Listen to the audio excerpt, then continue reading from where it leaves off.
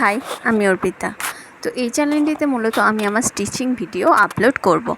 So আজকের ভিডিওটিতে আমি শেয়ার করতে চলেছি একটা ব্লাউজ ডিজাইন, যেটার হাতাটা ছিল পাপ হাতা, আর ফ্রন্টটা ছিল প্রিন্সেস কাট, আর ব্যাকটা ছিল চৌকো গলা।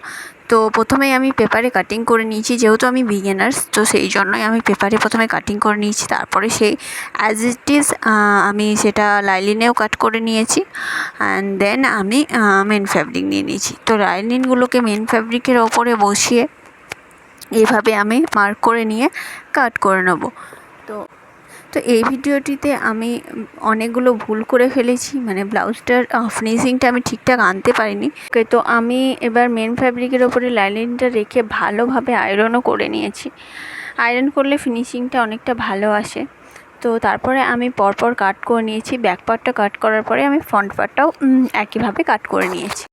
তো এটা আমার ফার্স্ট ব্লাউজ মেকিং নয়, এর আগেও আমি অনেকগুলো ব্লাউজ বানিয়েছি, বাট সেগুলোরও ফিনিশিং ঠিকঠাক আসেনি। আসলে আমি প্রপারভাবে প্র্যাকটিস করিনি। তো এই কথাটাই মাথায় রেখে আমি ভেবেছি এবার একটা সিরিজ বানানোর, মানে 6 মান্থ চ্যালেঞ্জ নেওয়ার, ব্লাউজ স্টিচিং অ্যান্ড কাটিংয়ের। যাই হোক, সেটা আমি ইউটিউব থেকে নেবো। তো এবার আসা যাক ব্লাউজে। তো ব্লাউজের হাতাটাকে আমি খুব ভুলভাবে কাট করে ফেলেছিলাম এবং খুব ছোট কাট করা হয়ে গেছিলো, সেটা আপনারা দেখতেই পেলেন। তো এবার হাতাটাকে খুব ভালোভাবে আমি এখানে পাপ সেলফ দিতে চেয়েছিলাম, তো সেই জন্য ইউটিউবে ভিডিও দেখে আমি এটা করেছি। অনেকগুলো ভিডিও দেখার পর আমি দেখে দেখে সেরকমভাবেই করার চেষ্টা করেছি। যাই হোক, পাপটা খুব ভালো আসেনি, যেহেতু আমি ফার্স্ট টাইম এই পাপটা বানালাম। না, ফার্স্ট টাইম নয়, I think second time. First টাইমে আমি একবার বানিয়েছিলাম, বাট ওটাও ঠিকঠাক আসেনি। যাই হোক, এরপরে আমি ফেব্রিকগুলোকে লাইলিনের সঙ্গে মেন ফেব্রিকগুলোকে লাইলিনের সঙ্গে অ্যাটাচ করে নেবো এক এক করে। তো এক এক করে সবগুলোই আমি মেন ফেব্রিকের সঙ্গে লাইনিংটাকে অ্যাটাচ করে নেব। তো অ্যাটাচ করে নেওয়ার পরে আমি দুটো সামনের পার্ট দুটোকে প্রথমে জয়েন করে নিয়েছি। তারপরে আমি সামনের পার্টগুলোতে পটি লাগিয়ে নিয়েছিলাম, গলার পটিটা আর সাইড পটিগুলো, হুক পটি আর হুকের ঘরের পটিগুলো ভালোভাবে জয়েন করে নিয়েছিলাম। তো জয়েন করা হয়ে গেছে।